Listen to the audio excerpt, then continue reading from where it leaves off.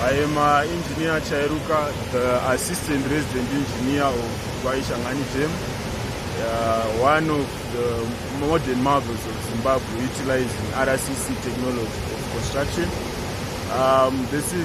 This will be the third largest inland dam in Zimbabwe, apart from Toke and Chiriki. This will be the third. And its impounding capacity is around 691 million cubic meters. The dam is being constructed 6.5 kilometers downstream of the confluence of the Gwayi and Shangani rivers. The dam will be about 72 meters in height, and the full supply capacity, like I said, is 691. RCC is a good technology. Why?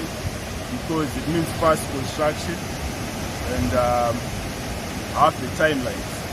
So basically, that's it for Gwayi Shangani. When is it expected to be completed? We are expecting to finish in December 2021, provided the cash flow is constant. Remember, we are experiencing some economic difficulties. Otherwise, the dam will finish in December 2021, guaranteed. Okay, this water here, this dam, where will it supply? Will it supply the Wange, the Lupane people? Where is the water going to? Okay. Basically, this dam is meant to supply potable water to Lawai. It will also generate about 10 megawatts of power. So it's water supply and power generation. Those are the main purposes of the dam. However, from the construction of this dam, we will be expecting a lot of agriculture upstream. So which means development will be on an all growth trajectory upstream. Okay, so this will go all the way to Bulawayo, supplying feeding all these towns and villages along the way. Yes, this will supply Bulawayo, the Bulawayo town main.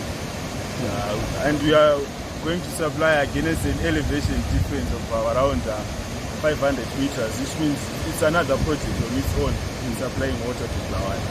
Okay. Yeah. Think of electricity. Will it power, you said 10 megabytes? 10 megawatts. Yes. Or 8 megawatts, which will be fed onto the national grid? Yeah, we'll feed about 10 megawatts onto the national grid.